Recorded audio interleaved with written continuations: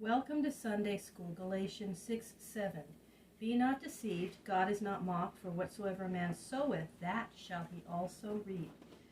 King Ahab's home was at Samaria, the capital of the kingdom, but he had also a palace at Jezreel, which overlooked the great plain of Esdraelon. And beside Ahab's palace at Jezreel was a vineyard belonging to a man named Naboth. Ahab wished to own this vineyard, and he said to Naboth, "Let me have your vineyard which is near my house. I would like to make of it a garden for vegetables. I will give you a better vineyard in place of it, or I will pay you the worth of it in money."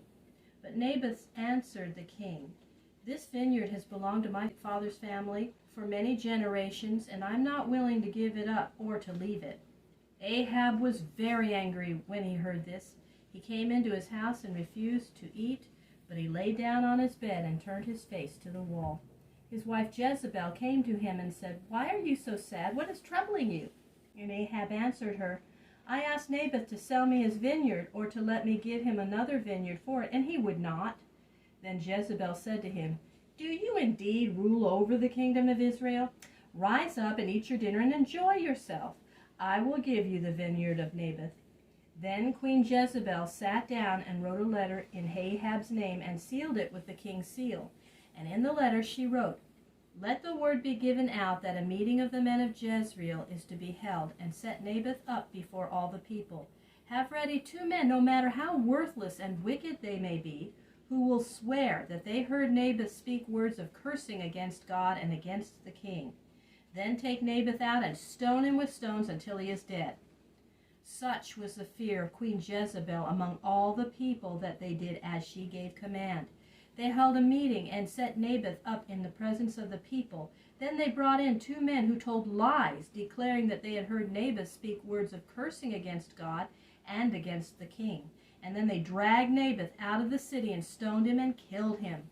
Afterward they sent word to Queen Jezebel that Naboth was dead, and Jezebel said to Ahab, "Now you can go and take as your own the vineyard of Naboth in Jezreel, for Naboth is no longer living, but he is dead." Then Ahab rode in his chariot from Samaria to Jezreel, and with him were 2 of his captains, one named Jehu, another named Bidkar. Just as they were riding in the vineyard that had been Naboth's, suddenly Elijah the prophet with his mantle of skin stood before them. Ahab was startled as he saw Elijah, and he called out, "Have you found me, O my enemy?" "I have found you," answered Elijah, "because you have sold yourself to do evil in the sight of the Lord. Just as the dogs licked up the blood of Naboth, shall dogs lick up your own blood. I will bring evil upon you and will sweep you away, and I will cut off every man-child from Ahab, and I will make your family like the family of Jeroboam, who made Israel to sin. And because your wife Jezebel has stirred you up to sin, she shall die, and the wild dogs of the city shall eat the body of Jezebel by the wall of Jezreel." When Ahab heard these words of Elijah, he saw how wickedly he had acted, and he felt sorrow for his sin. He put on sackcloth and fasted and sought for mercy. And the word of the Lord came to Elijah, saying, "Do you see how Ahab has humbled himself before me and shows sorrow for his sin? Because of this I will not bring the evil in his lifetime, but after he is dead I will bring it upon his children."